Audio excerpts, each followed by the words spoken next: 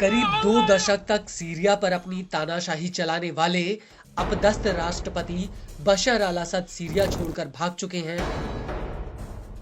रूस ने उन्हें आधिकारिक रूप से शरण दी है, लेकिन असद के जाने के बाद दमिश्क में उनको लेकर ऐसे ऐसे राज खुल रहे हैं जिन्हें जानकर आपके रोंगटे खड़े हो जाएंगे।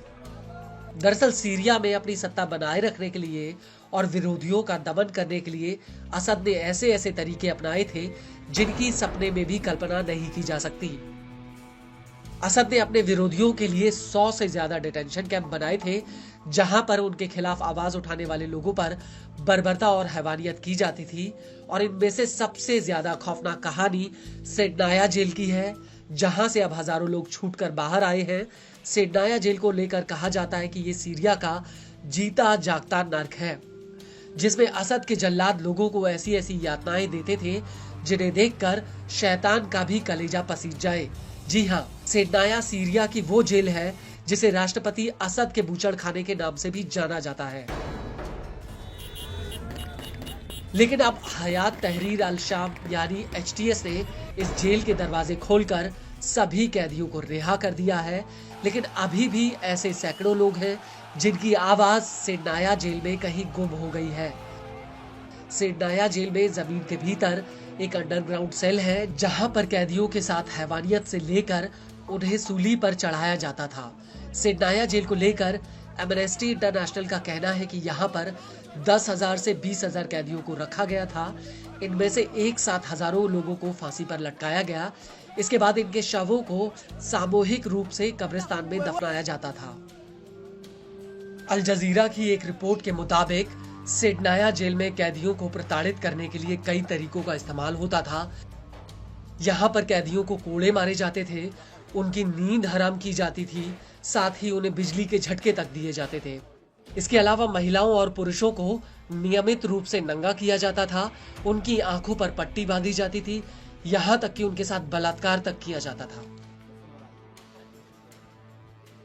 सीरिया की इन खौफनाक जेलों में असद के जल्लाद लोगों के साथ प्रमुख रूप से 3 तरीकों से हैवानियत करते थे। पहला, जिसे जर्मन कुर्सी के नाम से जाना जाता था, इसमें जेल के सुरक्षा कर्मी कैदियों को कुर्सी पर बैठाते थे और उन्हें तब तक पीछे की तरफ झुकने के लिए कहते थे जब तक कि उनकी रीढ़ की हड्डी टूट ना जाए। इसके अलावा दूसरा तरीका फ्लाइंग कारपेट था, जिसमें पीड़ितों को लकड़ी के एक बिलबोर्ड पर रखा जाता था और फिर गार्ड बोर्ड के दोनों किनारों को ऊपर उठाते थे, जिससे पीड़ितों के घुटने और छाती एक साथ आ जाए। और ऐसा तब तक होता था जब तक कि उसकी पीठ में दर्द ना होने लगे। और अंत में जेल के गार्ड अक्सर कैदियों को सीढ़ी से बांध देते थे और फिर सीढ़ी को धक्का देकर पीड़ितों को अपनी पीठ के बल बार बार गिराते थे। आपको बता दें कि सेडनाया जेल को लेकर एक सीजर नाम के व्यक्ति ने साल 2014 में एक बहुत बड़ा खुलासा किया था।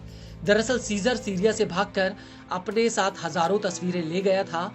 उसने सीरिया की जेलों में मारे गए या प्रताड़ित किए गए कैदियों के छत विछत शवों की तस्वीरों को दुनिया के सामने रखा था।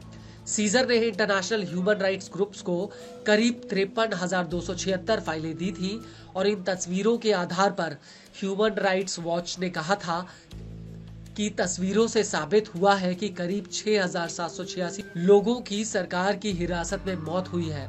वहीं एमनेस्टी इंटरनेशनल ने तो सेडनाया जेल को बूचड़ खाने का नाम दिया था।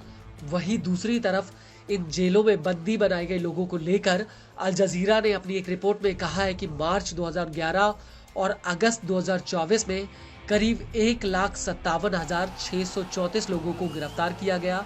इनमें से 5,274 बच्चे और करीब 10,221 महिलाएं थीं। आपको बता दें कि अब जब सीरिया में HTS के लड़ाकों ने इन लोगों को रिहा करना शुरू कर दिया है, तो असद की इन कालकोठरियों के ऐसे ऐसे राज खुल रहे हैं जो हैवानियत की सारी हदें पार करने वाले हैं।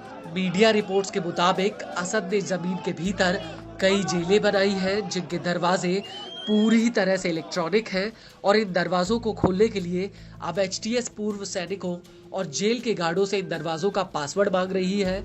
मीडिया रिपोर्ट्स के मुताबिक इन अंडरग्राउंड जेलों में अभी भी हजारों लोग जिंदगी और मौत की